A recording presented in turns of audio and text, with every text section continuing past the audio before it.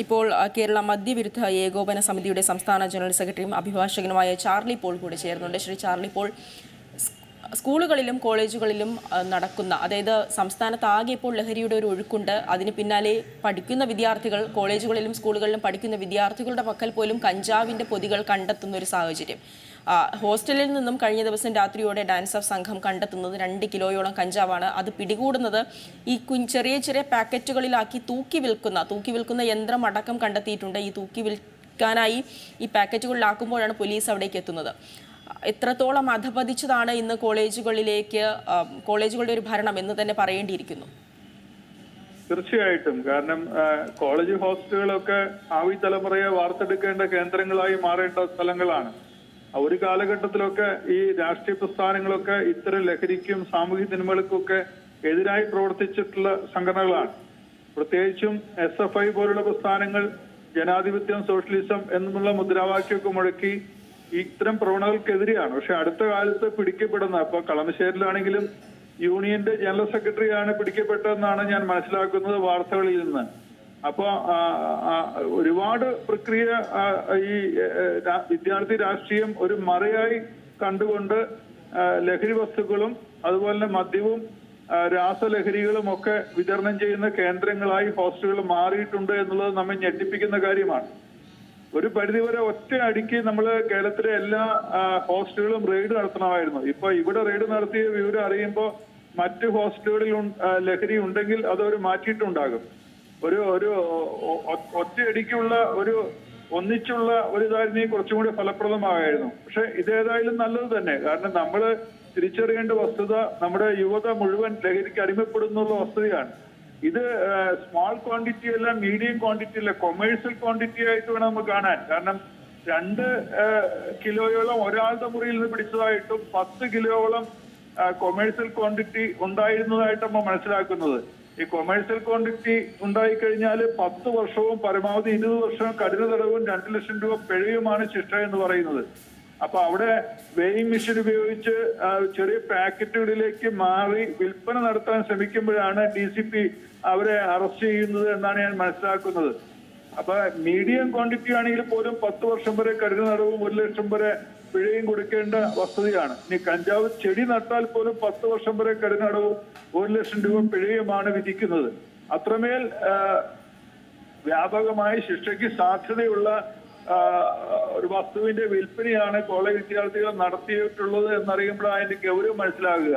കഴിഞ്ഞ ദിവസം തന്നെ ഹൈക്കോടതി പറഞ്ഞു ഈ ലഹരി വിറ്റിയ ആളെ വീണ്ടും വീണ്ടും പിടിക്കപ്പെടുന്ന സ്ഥിതിവിശേഷം ഉണ്ടാകുമ്പോൾ വധശിക്ഷ വരെ നൽകാമെന്നാണ് പറയുന്നത്.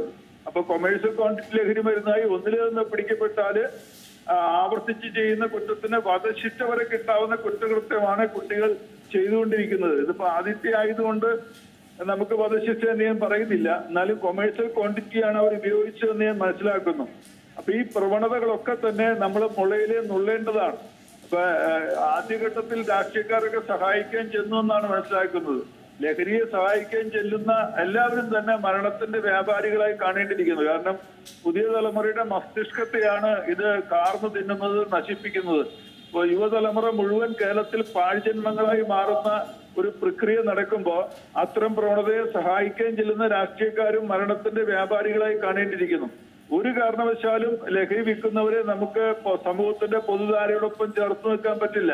ഇപ്പൊ വിദ്യാർത്ഥികളാണെങ്കിൽ പോലും ലഹരി വിൽക്കുന്നു എന്ന് പറയുന്നത്, ഒരു തവണ ഉപയോഗിച്ചു എന്ന് പറയുന്നത് തന്നെ കുറ്റകരമായിട്ടുള്ള വസ്തുത.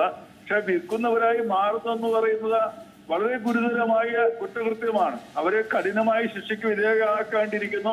അവർ ചെയ്ത കുറ്റത്തിന്റെ ഗൗരവം അവർക്ക് മനസ്സിലാകണമെങ്കിലും കഠിനമായ ശിക്ഷയിലൂടെ കടന്നുപോയാൽ മാത്രമേ പറ്റുകയുള്ളൂ. കുട്ടികളാണല്ലോ ഒഴിവാക്കാമല്ലോ എന്ന് വിചാരിക്കുന്നത് ശരിയല്ല. കാരണം ഒരു തലമുറയെ മുഴുവൻ പാഴ്ജന്മങ്ങളാക്കി മാറ്റി കേരളത്തെ മുഴുവൻ നശിപ്പിക്കുന്ന ഒരു നടപടികളായി മുന്നോട്ട് പോകുമ്പോൾ മനുഷ്യത്വമുള്ള ഒരു മനുഷ്യനെ ഇവർ കണ്ടും കേട്ടും നമുക്ക് ക്ഷമിക്കാൻ കഴിയുന്ന ഒരു വസ്തുതയല്ല. അതുകൊണ്ട് ശക്തമായ നടപടികളിലൂടെ കേരളത്തിലെ എല്ലാ ഹോസ്റ്റലുകളും റെയ്ഡ് ചെയ്തുകൊണ്ട് തന്നെ സത്വരമായ നടപടി സ്വീകരിക്കേണ്ടിയിരിക്കുന്നു. ഇപ്പോ ആഘോഷങ്ങളോട് ചേർന്നാണ് ഈ ലഹരി വിൽപ്പന നമ്മൾ കാണുന്നത്. എല്ലാ ആഘോഷം വരുമ്പോഴും അവ സംഭരിച്ചു വെച്ച് ചെറിയ പാക്കറ്റുകളായി വിറ്റ് പണമുണ്ടാക്കുന്ന വസ്തു നമ്മൾ കാണുന്നു.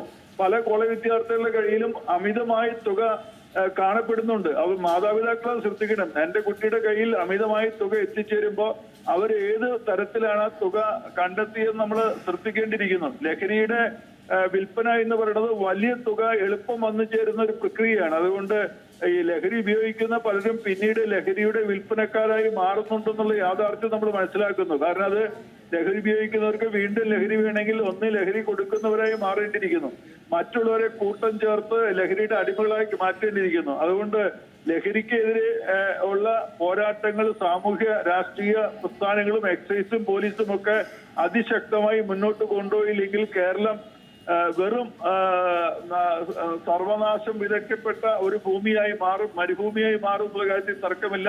അതുകൊണ്ട് പോലീസിന്റെയും എക്സൈസിന്റെയും ഒക്കെ പോരാട്ടത്തിന് എല്ലാവിധ ആശംസകൾ നേരിടുന്നതോടൊപ്പം തന്നെ എല്ലാ സാമൂഹ്യ രാഷ്ട്രീയ പ്രസ്ഥാനങ്ങളും ഇതിനെതിരെ ശക്തമായ നിലപാടുകളുമായി മുന്നോട്ട് പോകണമെന്നാണ് എന്റെ അഭിപ്രായം. ശ്രീ ചാർലി പോൾ, അതുപോലെ തന്നെ ഈ കുട്ടികളുടെ പക്കൽ നിന്നും ഈ 3 കുട്ടികളുടെ പേരിലാണ് ഇപ്പോൾ FIR രജിസ്റ്റർ ചെയ്തിട്ടുള്ളത്. ഇവരുടെ പക്കൽ നിന്നും ഈ കഞ്ചാവ് പിടികൂടിയ സാഹചര്യത്തിലാണ് ഈ FIR രജിസ്റ്റർ ചെയ്തിരിക്കുന്നത്. ഇവർ ഈ കഞ്ചാവ് ഉപയോഗിച്ചിരുന്നു എന്നുള്ള കാര്യത്തിൽ വ്യക്തത വന്നിട്ടില്ല. അതിന് കൂടുതൽ മെഡിക്കൽ പരിശോധനകൾ ആവശ്യമാണ്. അങ്ങനെ ഇവരും ഈ കഞ്ചാവ് ഉപയോഗിച്ചിട്ടുണ്ട് എന്ന് പരിശോധനാ ഫലം വരികയാണെങ്കിൽ അത് ഇവരുടെ ശിക്ഷയെ കാഠിന്യത്തെ അത് എത്രത്തോളം ബാധിക്കും? തീർച്ചയായിട്ടും ബാധിക്കും. അപ്പൊ ഉപയോഗിക്കുകയും വിൽക്കുകയും ചെയ്യുന്ന പറയുന്നത് ഇരട്ടിയായിട്ടുള്ള അപകടകരമായ അവസ്ഥയാണ്. ഉപയോഗിച്ചു എന്നത് തന്നെ കുറ്റകരമായിട്ടുള്ള വസ്തുത, അത് വിൽപ്പന നടത്തുന്നതാണ് അതിനേക്കാൾ കുറ്റകരമായിട്ടുള്ള വസ്തുതയായിട്ട് കാണേണ്ടിയിരിക്കുന്നത്. ഉപയോഗിക്കുന്നതോടൊപ്പം തന്നെ വിൽപ്പനയും നടത്തുന്നത് മാരകമായ കുറ്റകൃത്യങ്ങളായി നമ്മൾ കാണേണ്ടതായിട്ടുണ്ട്. ഞാൻ നേരത്തെ സൂചിപ്പിച്ച പോലെ കൊമേഴ്സ്യൽ ക്വാണ്ടിറ്റി ആണെങ്കിൽ 10 വർഷവും മുതൽ മുകളിലേക്കാണ് ശിക്ഷ. കഠിനതടവും 2 ലക്ഷം രൂപ പിഴയുമാണ് ശിക്ഷ വിധിക്കുക.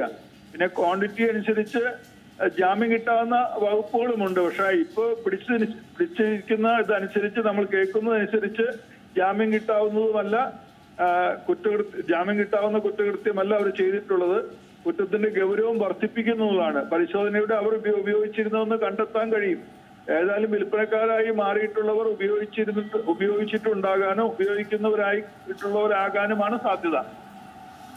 ശരി, വളരെയധികം നന്ദി. അഭിഭാഷകനും കേരള മദ്യവിരുദ്ധ ഏകോപന സമിതിയുടെ സംസ്ഥാന ജനറൽ സെക്രട്ടറിയുമായ ചാർലി പോളാണ് ഈ ഒരു ഘട്ടത്തിൽ പ്രതികരിച്ചത്. പുതിയ വാർത്തകളും വിശേഷങ്ങളും ഇനി വിരൽ തുമ്പിൽ. എല്ലാ ഡിജിറ്റൽ പ്ലാറ്റ്ഫോമുകളിലും ഇപ്പോൾ സീ മലയാളം ന്യൂസ് ലഭ്യം.